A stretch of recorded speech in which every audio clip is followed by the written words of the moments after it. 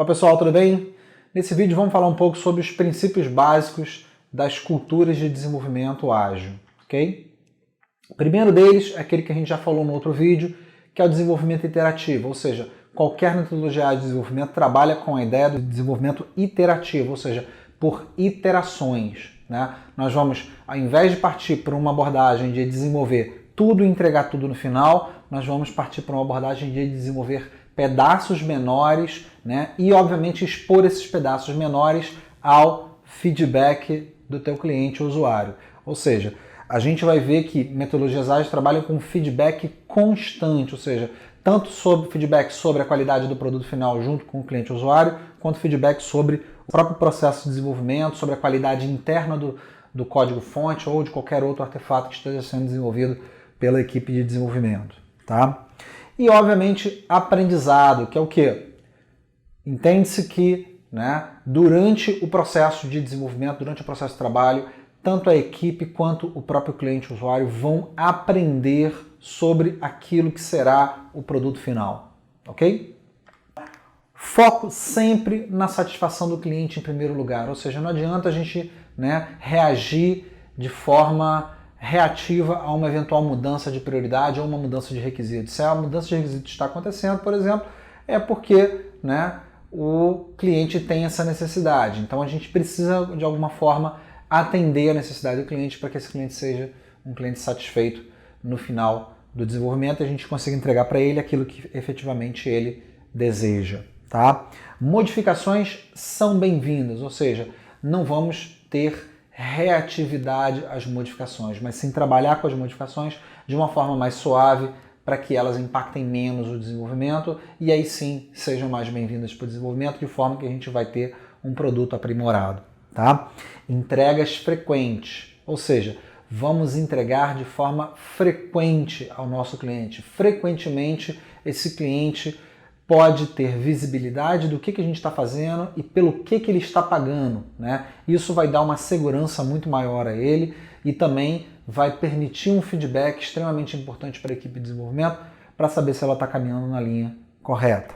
Tá? Clientes junto aos desenvolvedores, né? Métodos ágeis entendem que o cliente faz parte da equipe de desenvolvimento, precisa estar disponível para tirar dúvidas do time e validar aquilo que o time está fazendo, né? Para garantir o sucesso do projeto no final. Equipe constantemente motivada. Métodos ágeis partem do pressuposto de que uma equipe motivada é capaz de dar o seu melhor, é capaz de desenvolver o seu melhor trabalho, certo? Então essa equipe tem que estar sempre motivada a dar o seu melhor.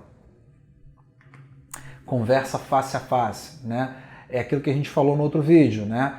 A interação entre os indivíduos é muito mais importante do que ter processos e ferramentas. E uma melhor interação é sempre aquela onde a conversa é face a face, né? A quantidade de informações, né, que a gente consegue passar numa conversa presencial é sempre muito maior do que uma conversa por telefone, uma conversa por e-mail ou por qualquer chat, né? Então, métodos ágeis preconizam que a gente sempre busque, né, a forma mais eficiente de comunicação, né, tanto da equipe quanto junto com o cliente, né?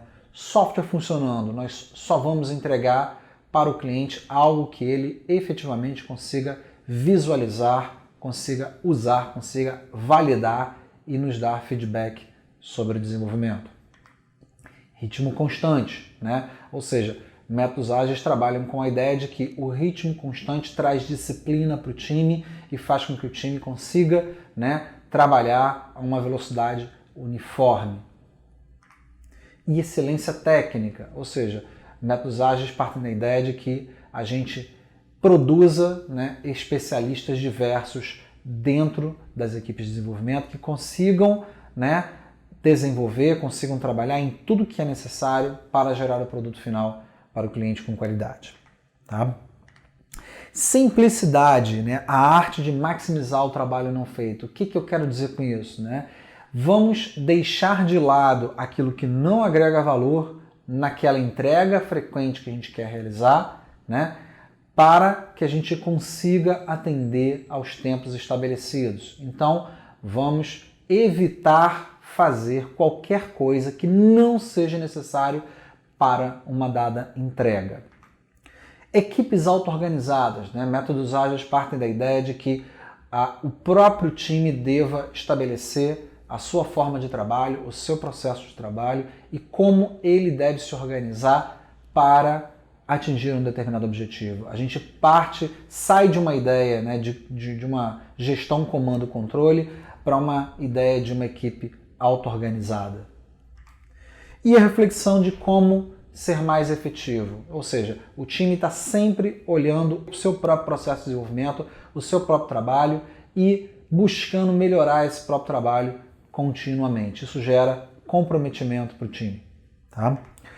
Um dos conceitos também extremamente importantes é o conceito do time box. Né? O que é o time box? É uma caixa de tempo. Todos os métodos ágeis utilizam a caixa de tempo como uma forma de dar disciplina e velocidade ao time. Caixa de tempo significa que eu vou estabelecer um determinado prazo de entrega, né? Uma iteração de tamanho fixo, por exemplo, 10, 15, 20, 30 dias, né? E faça chuva ou faça sol, eu vou realizar uma entrega, né, naquela data especificada, né, naquele time box especificado. Por exemplo, a gente tem uma sprint de 15 dias, em 15 dias eu vou fazer uma entrega. Tenha essa entrega abarcado tudo que estava definido no escopo ou parte do que estava definido no escopo. Se eu não conseguir completar o trabalho que eu gostaria naquele time box, o trabalho restante passa para o time box seguinte.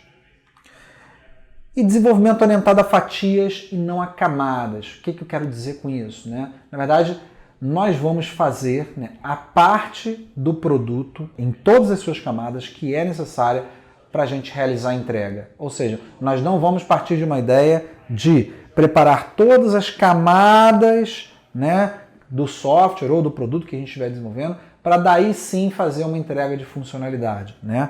Por exemplo, né, o que é melhor a gente dizer para o cliente? Eu não serei capaz de entregar algo até que as camadas 2 e 4 estejam prontas, ou não serei capaz de entregar nada além das funcionalidades 2 e 4, né? Com certeza o nosso cliente ou usuário vai preferir ouvir uma resposta como essa daqui, ok? Se você ficou com alguma dúvida em relação ao vídeo que a gente acabou de apresentar, posta aqui nos comentários que a gente vai tentar responder o mais breve possível. Se você gostou do vídeo, dá um like, tá?